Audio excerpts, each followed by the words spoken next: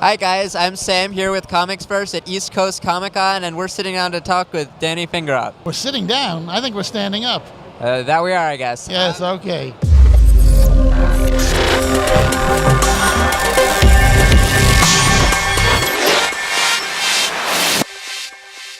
I guess I'm here to ask you about a few of your books. So first we'll start with Superman on the Couch. Superman on the Couch. It's about what superheroes tell us about our society. So without spoiling too much, what do superheroes tell us about our society? Superman on the Couch talks about why people love superheroes, how superhero culture has really permeated all of our culture, that everybody knows expressions like my spider sense is tingling, hulking out, you wouldn't like me when I'm angry. So it explores how and why superheroes have become a part of everyday life for so many people, even people who may never have read a comic or never even have been to one of the movies, but somehow that mythology and that system of symbols is with us.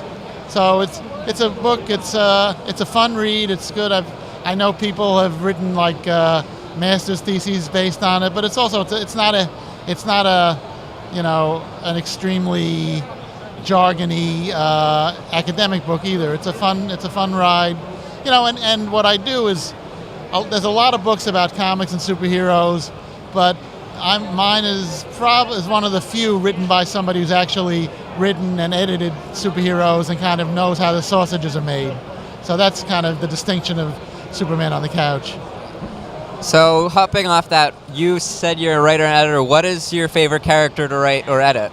I was the writer and editor of SpiderMan for several different periods of history. And I'd say SpiderMan is my favorite superhero. I have others I like too, but SpiderMan pretty far and away, which as a kid he was not my favorite character. My favorite character was maybe Iron Man or the Fantastic Four, especially the Thing.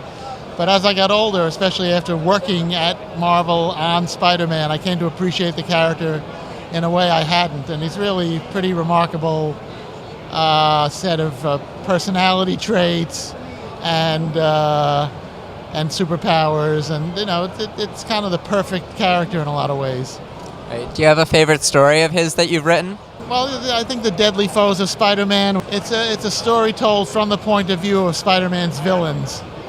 So while there's certainly a lot of Spider-Man in it, but it kind of goes from the from a little offbeat point of view and sort of feels what it's like to be the bad guy, and trying to go about just trying to make a dishonest living, and Spider-Man keeps showing up, and also about the internecine squabbles between the villains, and I guess they did a Superior Foes of Spider-Man recently that was sort of a riff on the thing I originally did, which was inspired by something that John Byrne and Mark Gruenwald suggested years ago. So I think that's probably my favorite Spider-Man story that I've written. Okay, thank you. Next, can I ask you about your book, Disguised as Clark Kent? It's about Judaism and the superhero culture, which is very important to us at ComicsVerse. We have a couple articles about it. What do you feel is the impact of Judaism in the universe? Well, I think I would only slightly amend that to say it's about Jews and Jewish culture and Jewish sensibility. It's not about, because when you say Judaism, it sounds like it's about the religion, which of course is part of the cult, but there's a lot of different ways that people approach being Jewish or thinking about Jewish life, Jewish history. Absolutely. And the religion is one. So I make that distinction because I think a lot of the comics creators who created Superman, Batman, Spider-Man were Jewish, but were not especially religious. And I think their aim was to make an all-American, a set of heroes that were not any specific religion or ethnicity. And yet my book kind of explores how, in spite of those intentions, that subplots and subtext, more subtext, not subplots, subtext, and just sort of distinctively Jewish sensibility came through in a lot of the comics and a lot of the movies and TV shows, and I talk about that. So it's it's my own particular point of view on where and how Jewish elements emerge in the superhero comics, but also in other comics like Mouse and in Harvey Picar's work.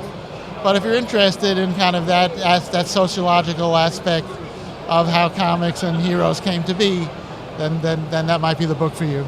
All right, awesome. Thank you so much. And last but not least, can you tell us about what you're working on now, the Stan Lee biography? I'm working on a biography of Stan Lee that is going to come, well, assuming I hit my deadlines, will probably be out, late next year or early in 2019.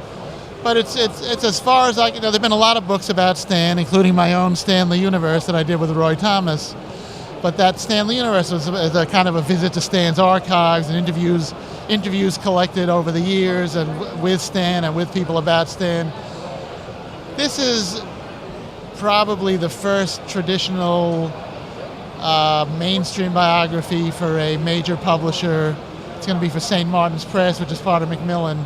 So I hope it will be the first really exhaustive examination of Stan and his career and his effect on comics, his effect on popular culture, his place in the history of entertainment, in the history of New York City, and the history of the United States.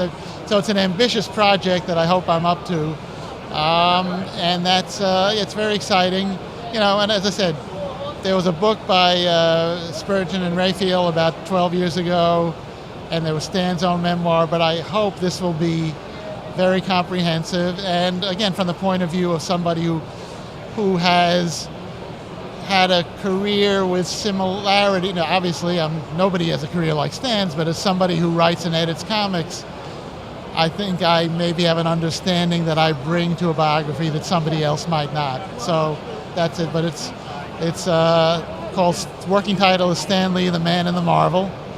And I'm curious what people will think of it, and once it's out. Well, thank you so much for talking with us. Thank you very much.